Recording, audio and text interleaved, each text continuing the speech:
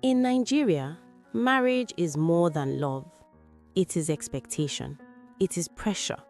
It is family voices. And sometimes it is waiting in silence.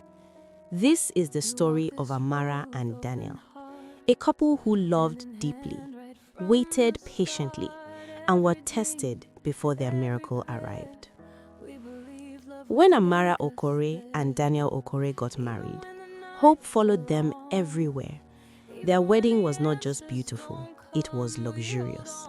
Crystal chandeliers reflected warm light across the hall.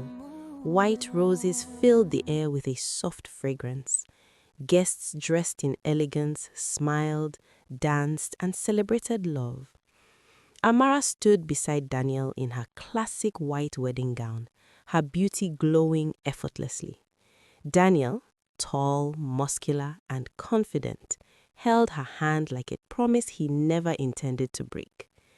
Parents watched proudly. Friends clapped joyfully, and deep in every heart was one silent expectation. Children will come soon. Their home, though modern and elegant, was filled with something more valuable than wealth: peace. Every morning, Amara prepared breakfast while Daniel watched her with admiration. They laughed easily. They prayed before meals. They spoke about dreams that felt close enough to touch. At night, Amara rested her head on Daniel's chest. "Our children will disturb our sleep," she would say with a soft laugh. Daniel would smile and reply, "I will still wake up happy." Their love was gentle. Their marriage felt safe. Their future looked bright. But weeks turned to months, and slowly, questions began to rise. At first, no one spoke loudly, but whispers grew. Visits increased. Subtle comments slipped into conversations. Still, Amara smiled. Still, Daniel reassured her. "God's time is the best," he would say.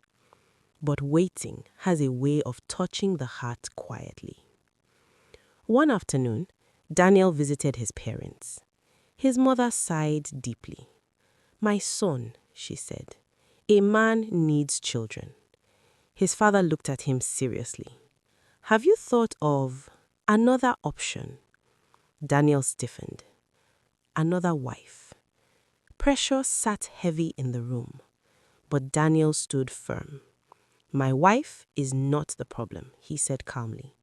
"And even if waiting continues, I married her for life." Silence followed. Love had chosen its side. Far away, Amara sat between her parents. Her mother held her hands gently. Her father spoke softly. "My daughter, you are not less of a woman." Her mother nodded. "Marriage is not a race. Stand strong." Tears filled Amara's eyes, not from pain, but from relief. She was not alone. Hope pushed them forward. Amara and Daniel sat in a modern hospital office, hands intertwined. The doctor spoke calmly. "There is nothing wrong with you," he said, "and nothing wrong with your husband." Amara blinked. "So we are okay?" The doctor smiled. "Yes, just be patient." They left with mixed emotions, relief and questions. Later, Amara met her close friend. They sat quietly in a lounge, the world moving around them. "You are loved," her friend said, holding her hand. "Don't let waiting steal your joy." Amara exhaled deeply. Maybe she needed to believe again. That night, the house was quiet, too quiet. Daniel slept peacefully. Amara stood alone, her hand resting gently on her stomach. Her eyes searched the darkness, not in fear, but in hope. She did not know when. She did not know how. But deep inside her heart, something whispered, "This story is not over." Little did Amara know, the silence she feared was preparing her for abundance. And little did Daniel know, the love he defended was about to be rewarded beyond imagination. Because sometimes, before joy speaks, silence must pass.